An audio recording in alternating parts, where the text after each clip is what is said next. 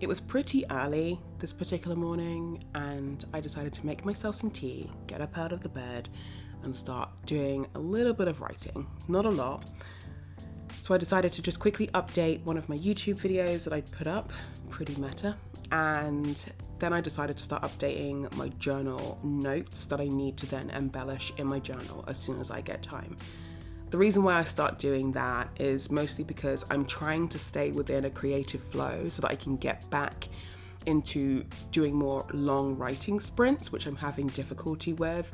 And at the same time, ultimately, it's mostly because I can feel a depressive slump coming, which is part of the reason why I haven't been uploading as much as I would like.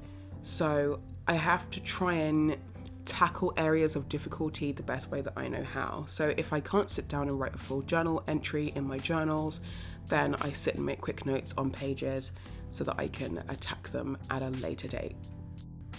Later on, as the sun came up and a bit more sunlight came into the room, I then decided to start doing some yoga. These particular routines that I was doing that day, one was actually for fibroids, the other was to deal with lower back pain and other cervical and uterine issues. It was actually pretty essential for me, and it kind of helped me release a bit more emotionally because I'm still healing, but I'm kind of in shock that things are actually going well for me for a change. So yeah, it's pretty chill.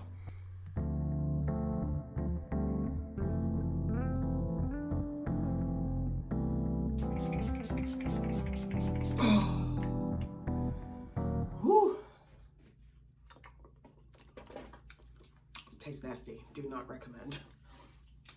I'm kind of feeling myself today. The last few days have been pretty good. It's taken a few days for me to, I feel like I'm feeling differences and I'm noticing differences as far as like the really major symptoms that I had for the longest time.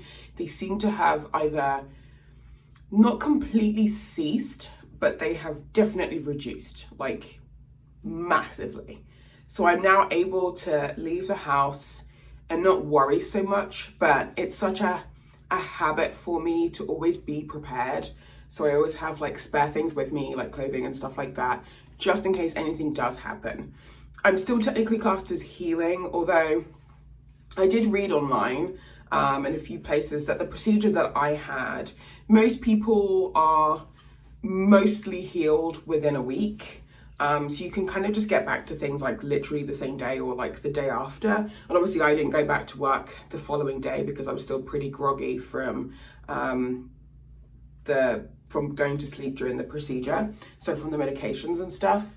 But the last few days, the last couple of weeks have actually been pretty good.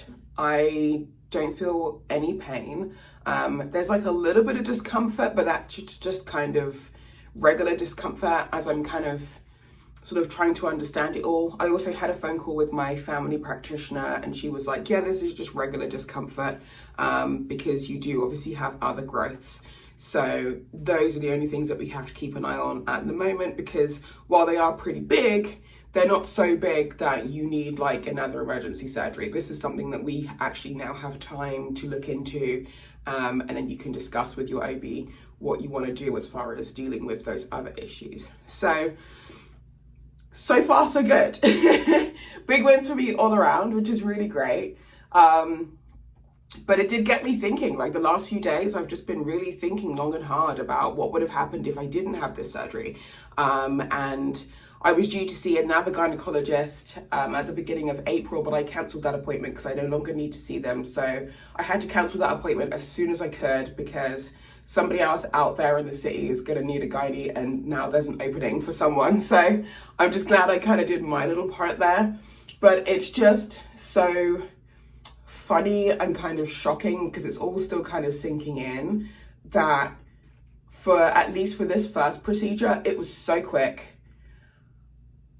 If I'd known that a procedure like this could even exist, I probably would have tried a little bit harder to try and figure out how to have gotten it done before. But at the same time, that's just stuff that's completely out of my control. Like I said, I got to a point where I was so desperate to have help that I actually reached out to my now gynecologist's office almost a year ago. So that's how backlogged like the healthcare system is, as practitioners are slowly coming out of like the post-COVID days, I guess you could say, because they're still kind of in the thick of it. But they're slowly going back to their areas of specialty, whereas they've just spent the last 3 years dealing with just COVID and all things COVID. So there is a huge backlog, and I am so grateful that I've been able to have been seen this soon. And I'm just glad that this first part of my healing, major healing side of things, besides the iron and dealing with pain and stuff, is now underway. So, I don't know, I'm feeling very hopeful about the future. The last few days, like I said, I have been feeling a lot better because the symptoms I've been dealing with for so long, from dizziness to brain fog to the constant blood loss, you name it, like I was having issues. And now I feel a lot lighter. I feel mentally more clearer. I'm not perfect. I'm not quite as fast as everybody else because I'm still moving pretty slowly on certain things, like just the most basic things, like thinking through like a scenario or something. I'm not as quick as I used to be, but I feel like I'm getting back to that, if that makes sense. So there are still areas that I still have to deal with, but they're not going to be as painful or as intense or as upsetting or as stressful as they were before this procedure. And it's just such a lovely feeling. I feel so much more positive as a result. So I don't know, I'm still kind of in a state of disbelief that something happened. Like I had surgery like 2 weeks ago and it was so quick, just in and out, not a problem. But it's still such a shock that for something so small, it could have that much of a drastic and huge effect on my life. So I'm looking forward to whatever is going to happen next. I do hope that I am able to get some surgeries done, or at least one other surgery to remove a bunch of stuff. I kind of just want my uterus just to be completely reset. And then I'll see how my health goes after that, because it's going to affect other aspects of my body as well.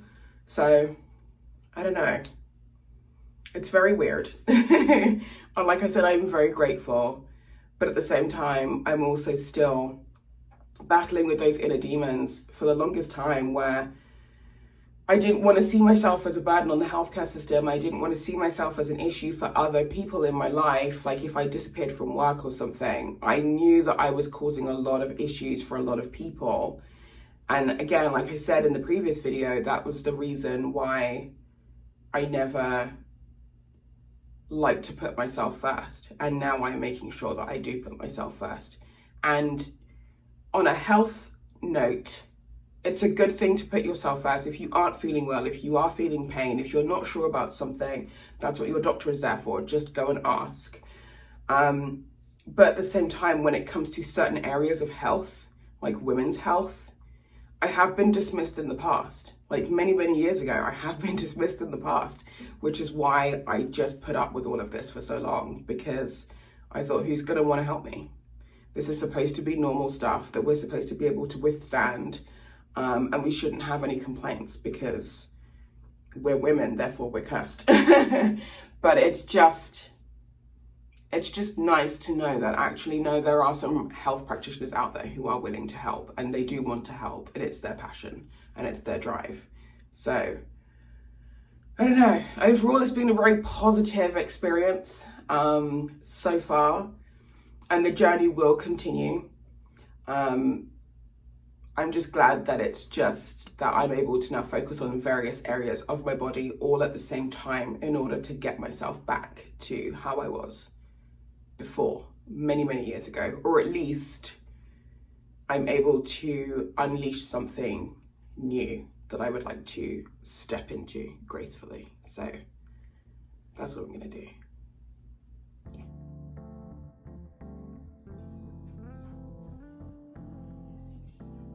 I was hoping to be able to have a fairly easy morning this morning, and then I realized I'm running into what's known as a PR, or a permanent residency immigration issue, which is that everything is under my old name and not under my married name. But then when I did get married 3 years ago, I was able to legally change a lot of my accounts and things into my married name.